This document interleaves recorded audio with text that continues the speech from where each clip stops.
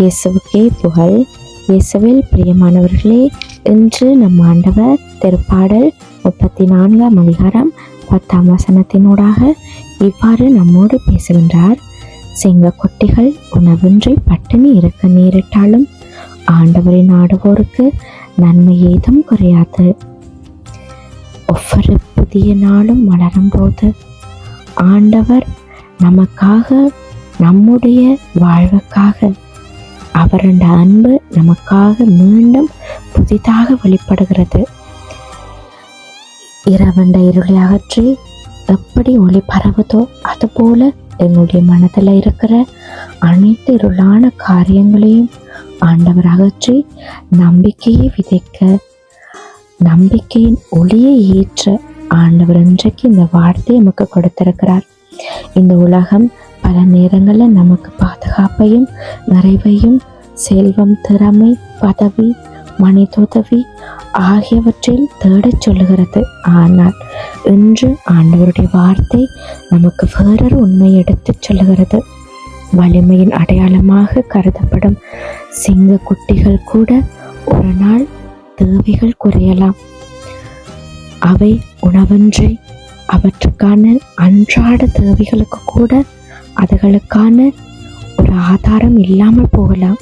ஆனால் ஆண்டவரை நம்பி அவரை நாடுகிறவர்கள் என்ற வாழ்க்கையில ஆண்டவரின் கிருபை ஒருபோதும் குறைவதில்லை என்று சொல்லுகிறார்.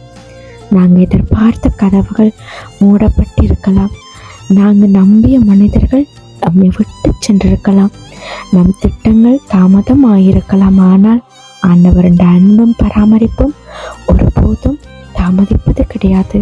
நமக்கு தேவையானதை அவர் நமக்கு ஏற்ற நேரத்தில் சரியான முறையில் அவர் நமக்கு பெற்றுக் கொடுக்க வல்லவராக இருக்கிறார். இன்று உங்களோட இதயத்தில் ஏதேனும் இருளான காரியங்கள் வாட்டி வதைத்து கொண்டிருக்குதா? பதில் கிடைக்காத ஜெபம் இருக்குதா? தீராத பிரச்சனையை ஒன்று மட்டும் என்னவளை வச்சுக்கொள்ளுங்க. உங்களோட சூழ்நிலை உங்களுடைய எதிர்காலத்தை தீர்மானிப்பது கிடையாது. உங்களை நேசிக்கும் ஆண்டவரை உங்களுடைய எதிர்காலத்தை நிர்ணயிக்கிறார். அவரை நாடுகிறவர்களுக்கு நன்மை ஏதும் குறையாது என்று அவரது வாக்குறுதி என்றும் மாறாத உண்மையாக இருக்கிறது. அதனால் இந்த காலை நேரத்தில் பயத்தை விட்டு, கலக்கத்தை விட்டு, கவலையை ஆண்டவரிடத்தில் ஒப்பு கொடுங்க. உங்களுடைய இருளான காரியங்கள் எல்லாத்தையும் அவருடைய பாதத்தில் ஒப்பு கொடுங்க. ஆண்டவர் நிச்சயமாக உங்களுடைய வாழ்க்கையை சூழ்ந்திருக்கிற இருளான காரியங்களை அவர் வெளிச்சமாக மாற்றுவார். ஆண்டவரோட கரத்தை உறுதியாக பற்றிக்கொள்ளுங்க.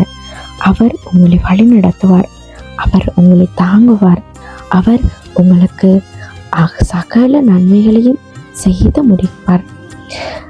அதனால கண்களை மூடி ஆண்டவர்கிட்ட ஒப்பு கொடுப்போமா? அன்பான தகப்பனே, இந்த புதிய நாளுக்காக உமக்கு நன்றியப்பா. எங்களுடைய வாழ்க்கையில் எல்லா தேவைகளையும் உமது பாதத்தில் ஒப்பு கொடுக்கிறோம். உங்களுடைய கண்கள் காணாத வழியிலும் நீர் செயல்படுகிறீர் என்றதை நாங்கள் முழு மனதோடு இன்றைக்கு நம்புகிறோம் அப்பா. இன்றைக்கு நாங்கள் எடுக்கிற ஒவ்வொரு அடியிலும் ஒவ்வொரு காரியத்தையும் நீங்கள் உங்களோட வல்லமையான கரங்களை தொட்டு ஆசிர்வதித்து எங்களை வழிநடத்துங்க. எங்களுடைய இதயத்தை சமாதானத்தாலும் நம்பிக்கையாலும் நிரப்புங்க. உங்களை நாடுகிறவர்களுக்கு நன்மை குறையாது என்ற வாக்குறுதி என்று எங்களுடைய வாழ்க்கையில நிறைவேறட்டும்.